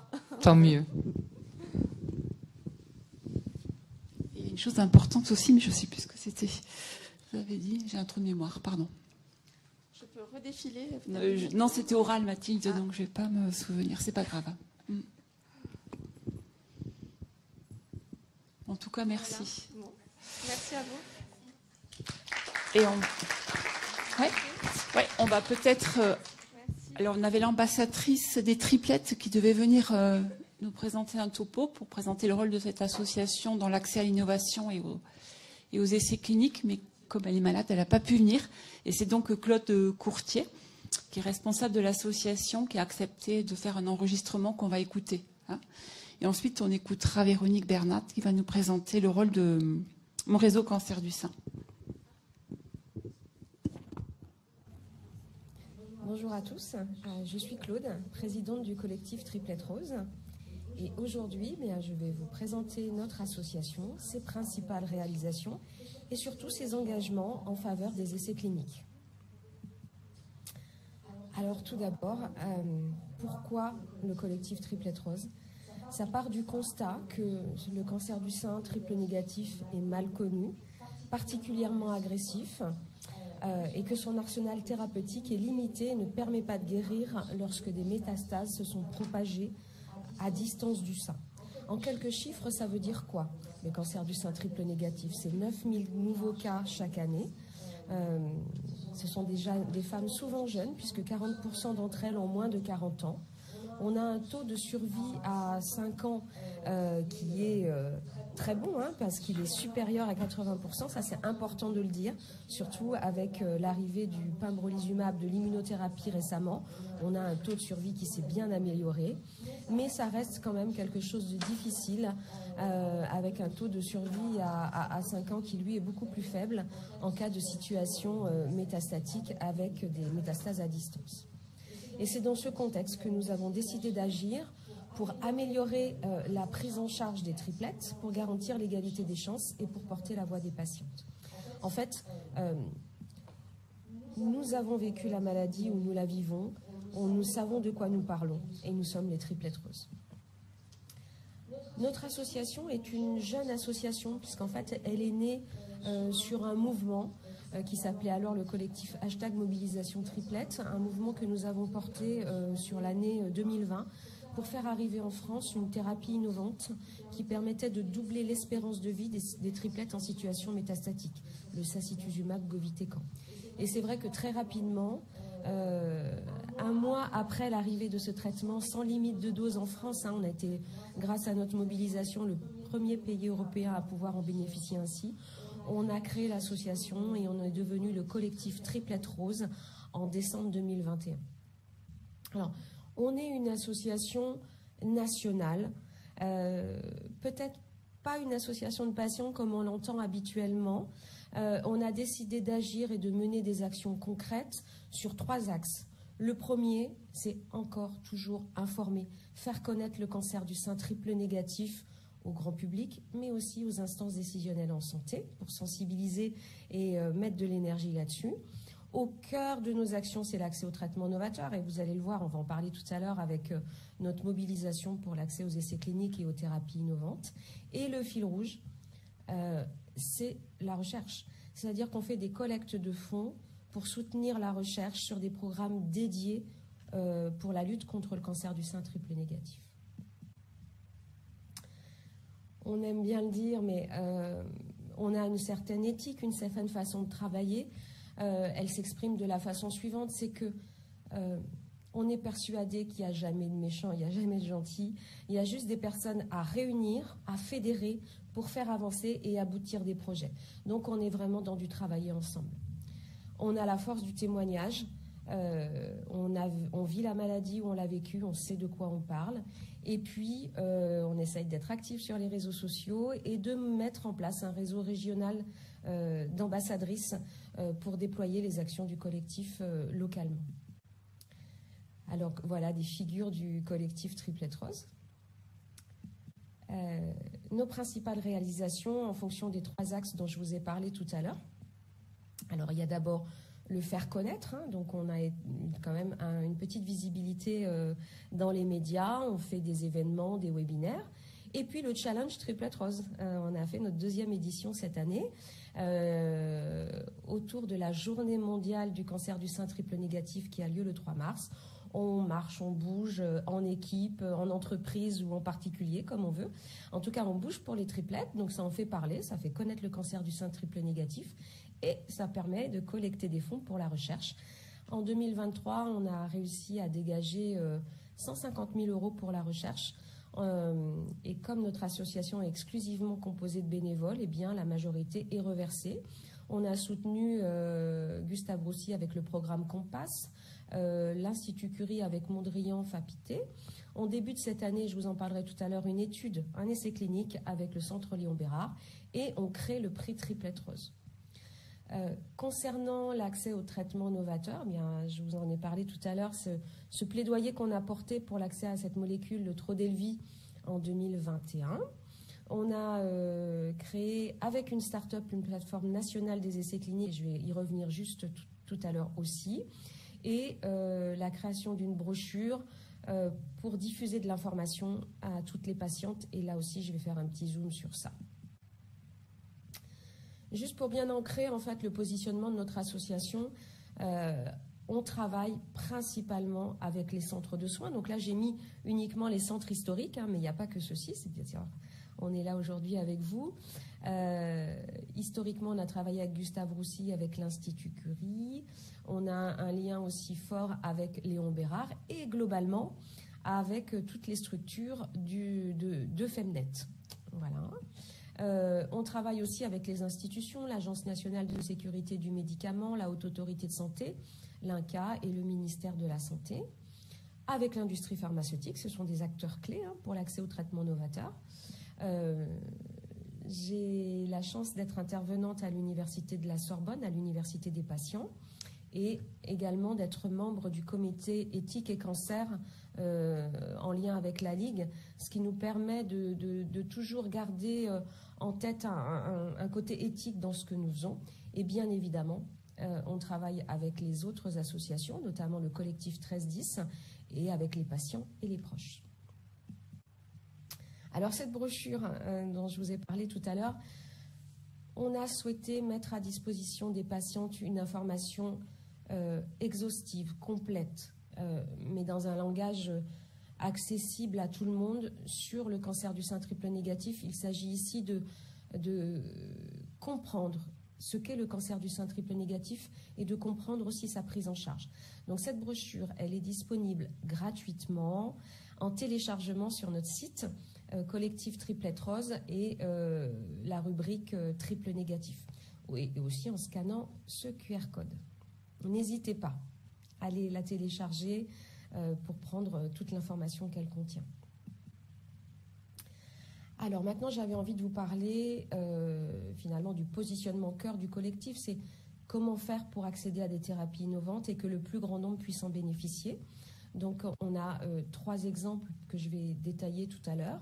C'est améliorer l'accès à l'innovation thérapeutique en facilitant l'inclusion dans les essais cliniques avec notre programme Triplet Access. C'est le lancement du prix Triplet Rose.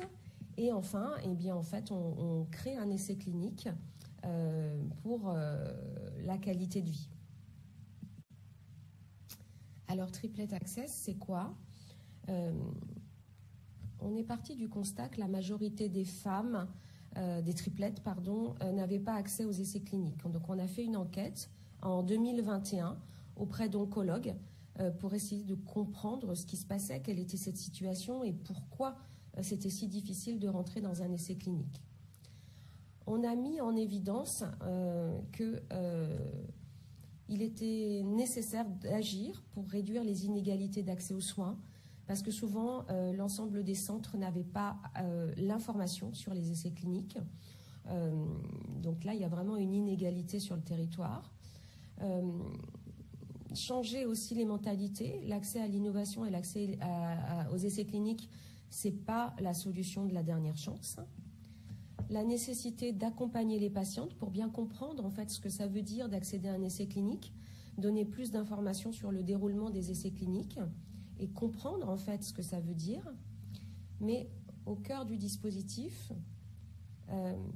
il s'agit de donner un outil pour que l'accès à l'information sur les essais cliniques soit plus simple et pour améliorer tout le processus entre la recherche d'un essai clinique et l'inclusion de la patiente dans l'essai clinique. Parce qu'aujourd'hui, jusqu'à ce qu'on fasse Triplet Access, les délais étaient tout à fait inadaptés et inappropriés à la prise en charge d'une maladie qui peut parfois être galopante. Et donc, on a créé ce programme Triplet Access pour améliorer l'accès à l'innovation thérapeutique via les essais cliniques. Donc, au cœur de Triplet Access, il y a un outil qu'on a réalisé avec une start-up qui s'appelle Clinéo. C'est la mise à disposition d'une plateforme nationale des essais cliniques qui se veut simple, fiable, exhaustive, mise à jour en temps réel, à destination des oncologues, bien évidemment, mais, et ça c'est important, accessible aux patientes. On veut absolument que l'information aille jusqu'aux patientes. Voilà. Aujourd'hui, les résultats sont là. Il y a plus de 700 patientes qui ont créé des comptes sous tout cancer du sein confondu. On a sur cette plateforme environ 70 essais cliniques qui concernent les triplettes et 115 globalement en scénologie, tout cancer du sein confondu. Et on voit la courbe de progression en termes d'utilisation et de recherche sur cette plateforme. Une étude sur la qualité de vie avec le Trodet de vie, de quoi parle-t-on? En fait, on a mis en évidence qu'après plusieurs cycles de traitement du Trodelvy, le sacituzumab govitecan, qui s'adresse aux triplettes en situation métastatique, que les questionnaires de qualité de vie ne paraissaient pas adaptés et les triplettes concernées avaient le sentiment que ce qu'elles vivaient en termes d'effets secondaires n'était pas suffisamment accompagné et pris en compte. Donc on a décidé de lancer, avec le soutien du Centre Léon Bérard, une étude dont l'objectif principal est d'évaluer globalement et différemment la qualité de vie perçue par les patientes qui sont sous Trodelvy depuis au moins 6 mois, dans l'objectif d'améliorer cette qualité de vie. Donc, le synopsis est en cours de validation, mais on va en fait mener des entretiens qualitatifs sur différentes périodes avec le Trodelvy pour améliorer cette situation. Et enfin, en quoi une association de patientes peut être impliquée pour accélérer l'accès à l'innovation? Eh bien, on vient de lancer le prix Triplet Rose. Le prix Triplet Rose, c'est quoi? L'objectif, c'est d'accélérer la recherche pour lutter contre le cancer du sein triple négatif. Pour ça, on a 60 000 € de dotation pour soutenir des jeunes chercheurs ou des initiatives innovantes pour lutter contre le cancer du sein triple négatif. Donc, ces 60 000 € seront divisés en trois prix: le prix de l'innovation, le prix de l'égalité des chances et le prix coup de cœur. Voilà. Et en termes de planning, les appels à candidature sont en cours. Donc surtout, parlez-en partout, à vos médecins, dans tous les centres de recherche. Les candidatures sont ouvertes jusqu'au 30 novembre. La cérémonie de remise des prix est prévue le 8 février à l'Institut Curie. Voilà, donc pour en savoir plus, rendez-vous sur notre site Collectif Triplet Rose dans la rubrique Prix Triplet Rose. Voilà. Écoutez, merci beaucoup pour votre attention, merci beaucoup pour votre écoute. Je reste à votre disposition pour toute question. Rendez-vous sur notre site internet. Voilà. Merci à tous et à très bientôt. Au revoir. Bonjour à tous, je suis Claude. Véronique, peut-être? Ah, oui, on peut poser des questions. Ah, vous savez, on partage.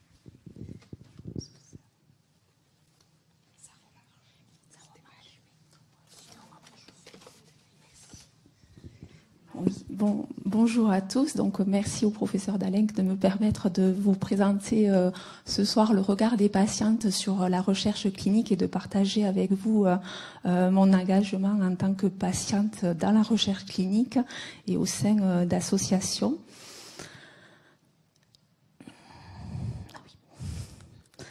Voilà, donc comment les patients perçoivent-ils les essais cliniques et les traitements innovants? J'ai fait une petite enquête par un questionnaire sur mon réseau cancer du sein. Et ce qui ressort, c'est qu'il y a de l'espoir, évidemment, mais aussi quelques craintes vis-à-vis de la recherche clinique. Donc nous allons voir qu'effectivement, les patients ont des espoirs de rémission, de guérison, de réponse complète ou de stabilité de la maladie quand ils ont un cancer du sein métastatique. Ils ont aussi, comme tout à l'heure l'a indiqué la personne qui a témoigné, le sentiment de contribuer aussi à la recherche clinique et évidemment d'avoir elle-même bénéficié de la recherche précédente et de la participation de patientes qui permettent d'avoir accès aux traitements innovants. On peut aussi avoir le sentiment d'être chanceux et de bénéficier bien évidemment d'une prise en charge de qualité. Et c'est l'opportunité aussi de bénéficier de nouveaux traitements prometteurs.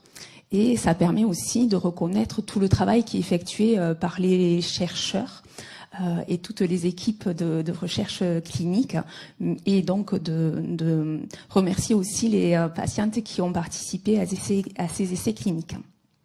Au niveau des craintes et des idées reçues, que ce soit pour le patient ou ses proches, bon, c'est la peur aussi d'être cobaye. Moi, mon fils m'a indiqué que j'étais une souris de laboratoire, donc voilà.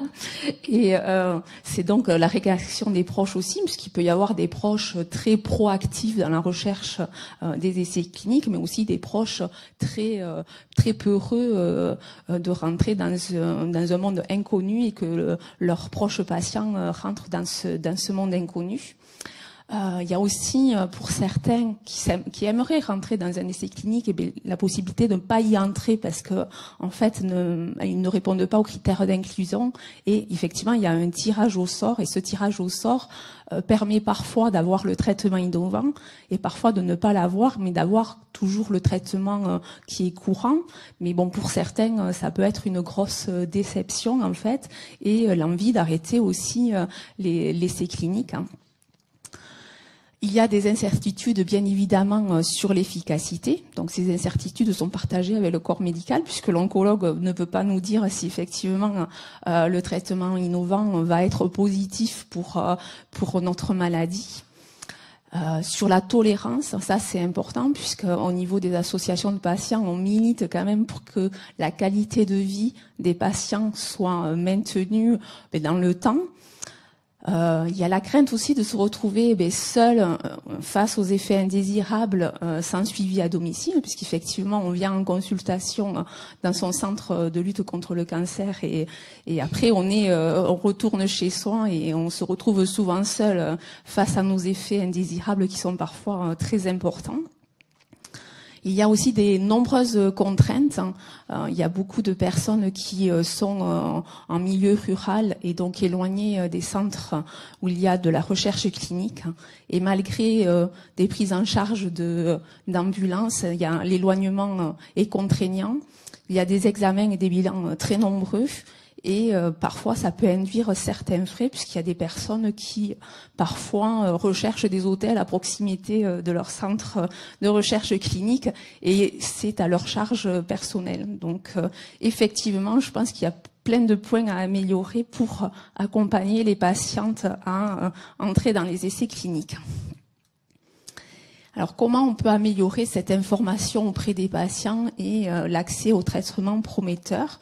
Donc, je vais vous parler en fait de mon engagement au sein d'Unicancer en tant que patient partenaire en recherche clinique. Donc, Unicancer, en fait, c'est le réseau hospitalier qui rassemble les 18 centres de lutte contre le cancer en France, dont l'Oncopole fait partie.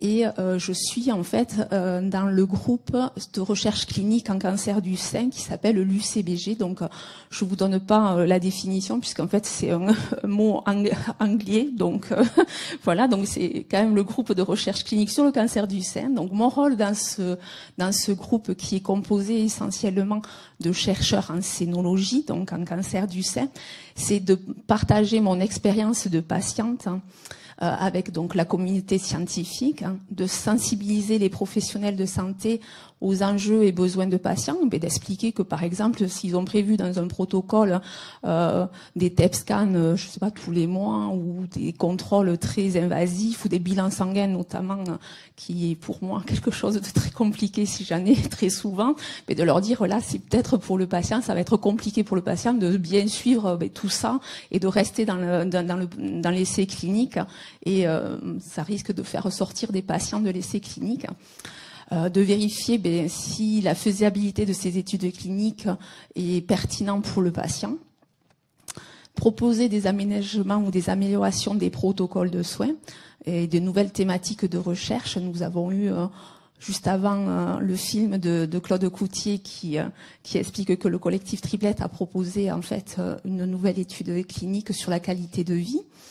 Et il y a toute une partie de relecture de protocoles qui sont quand même assez imbuvables pour les patients, on va le dire quand même, et pour les rendre accessibles et compréhensibles, et notamment les notes d'information et les résumés qu'il y a souvent à la fin d'un essai clinique. Donc ça, c'est en cours, puisque à l'heure actuelle, quand même, les protocoles sont assez durs à lire, mais avec Unicancer, on travaille justement à pouvoir rendre accessibles ces notes d'information. À côté de cela, donc j'agis au sein d'une association qui s'appelle l'association Patients en réseau, qui a été créée par une pharmacienne qui a été touchée par un cancer du sein il y a 10 ans, à l'âge de 39 ans. Et en fait, elle s'est aperçue qu'il y avait peu d'échanges entre patients et que quand même, c'était important de se soutenir et de partager son expérience. Et donc, elle a créé avec ses proches Mon réseau cancer du sein, qui est accessible par une application. Donc, on a 3 actions principales. Donc, on a un réseau social privé qu'on anime et qu'on modère au quotidien au niveau des échanges qu'il peut y avoir entre patients. Nous avons mis en place des projets innovants et notamment des projets éducationnels dont certains sont des webconférences avec des professionnels de santé sur des thématiques qui nous sont remontées par les patients. Le prochain va être sur cancer et nutrition avec la diététicienne de l'Oncopole. Nous avons mis aussi, nous essayons de mettre en place des parcours de soins en dehors de l'hôpital pour que les patients en fait ne soient pas relâchés dans la nature et qu'ils puissent avoir un suivi, notamment sur les thérapies orales prises à domicile, en lien avec leur pharmacien de ville, leurs infirmières ou leurs médecins traitants, dans un article, alors 51, c'est un peu barbare, c'est en fait un article qui permet à la Caisse nationale d'assurance maladie de financer des programmes innovants et qui sont en fait mis en place sur 4 ou 5 ans et en fonction des résultats vont pouvoir à un moment donné être financés définitivement par l'assurance maladie. Et après, on a des actions de démocratie en santé dont fait partie mon rôle de patient partenaire au sein de Unicancer. Et notre rôle de démocratie en santé, c'est aussi d'informer les patients, mais pas que, de faire reporter la voix des patients auprès des autorités de santé pour que soit entendu l'accès au traitement, mais aussi la qualité de vie du patient au quotidien. Donc voilà, donc je rebondis, je pense que j'ai avancé sur ma diapositive.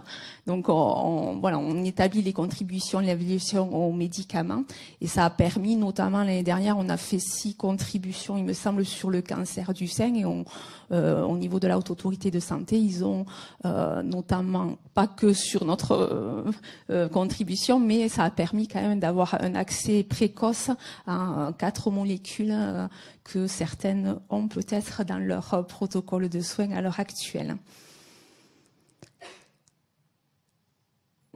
Voilà, donc notre association permet de rompre l'isolement, de trouver du soutien. Alors après, ça concerne tous les types de cancers du sein, pas qu'un seul type de cancer du sein. Donc on a des sous-groupes d'échange concernant les personnes en fonction de leur type de cancer, mais aussi en fonction de savoir s'il est localisé ou métastatique. Et on sait très bien que les besoins des personnes qui ont un cancer métastatique est différent des cancers localisés, par le fait qu'on passe quand même par des phases très positives quand tout fonctionne bien, que le traitement fonctionne, et après des phases très difficiles où parfois le traitement ne fonctionne pas et qu'il faut de nouveau repartir sur un nouveau traitement, et que ça, enfin voilà, ça rajoute des angoisses et de l'anxiété, et que on a beaucoup plus d'incertitudes avec un cancer du sein métastatique. Donc ça permet d'échanger entre nous.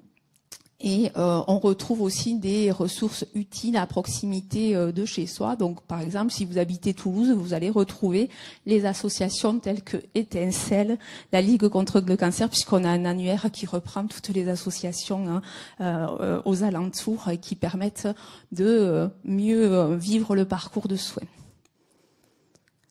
Et voilà, donc qu'un mot, mais rejoignez-moi et rejoignez-nous au sein de l'association, téléchargez l'application Mon Réseau Cancer du Sein et vous serez accueillis avec bienveillance au sein de l'association. Merci.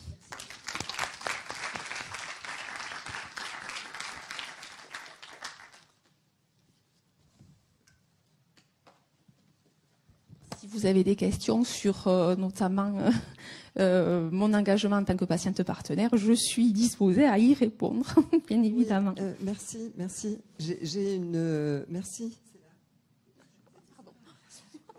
Merci beaucoup pour votre intervention. Donc, j'ai une question. Quand on voit les patients, alors nous, du coup, dans notre structure hospitalière de soins de support, dont l'objectif, les objectifs ont été maintes fois rappelés par les différentes interventions de l'après-midi, rompre l'isolement, traiter l'anxiété, les troubles du sommeil, etc., etc.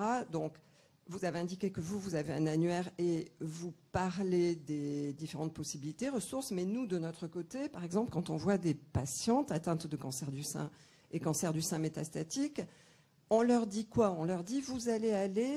Alors, elles peuvent s'inscrire sur notre réseau. Il faut savoir qu'en fait, donc, c'est un réseau digital où on échange par écrit, mais on a aussi des visio Zoom, en fait.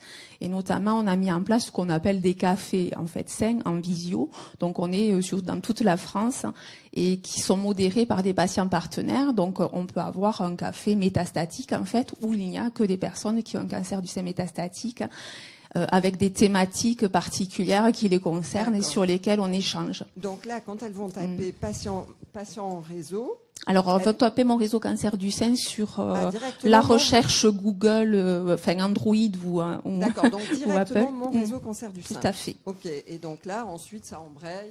Voilà, donc elles s'inscrivent, donc c'est gratuit et anonyme parce qu'on s'inscrit avec un pseudo, en fait.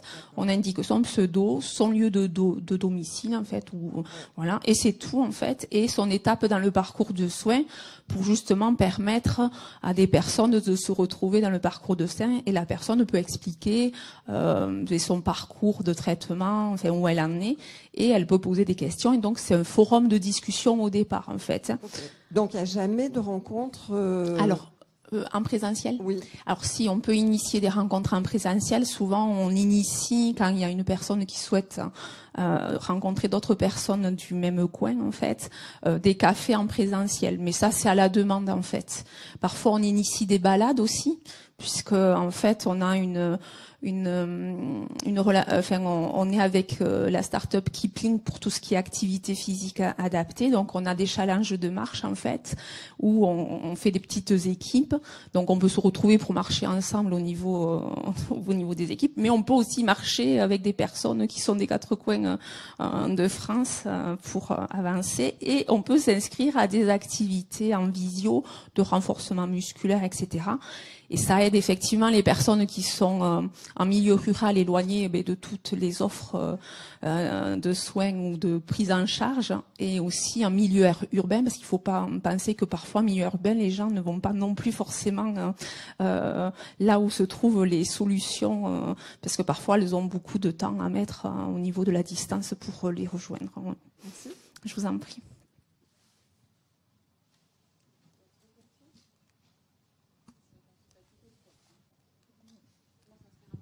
Après, je finirai parce que je pense que j'ai oublié une chose, puisque quand même la personne qui a fondé l'association est pharmacienne de formation, et donc en fait il y a aussi toute une partie documentaire sur tout le parcours de soins avec des ressources fiables, voilà, parce que c'est vrai que quand on recherche souvent sur Internet, on trouve un petit peu tout au niveau d'information, et là effectivement c'est sourcé et revu par notre comité scientifique. Voilà. Merci.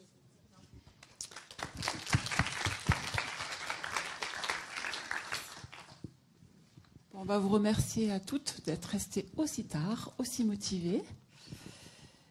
On vous souhaite un bon week-end. Et on va remercier toute l'équipe de la communication, tous les volontaires qui vous ont accueillis ce matin, et quelques partenaires industriels qui nous aident à financer un peu ces journées. Hein, à l'an prochain. Ouais. Si vous avez des idées de thématiques, vous nous le dites. J'ai retenu pour la génétique. J'en ai deux. Je vous le dirai le 23, 22.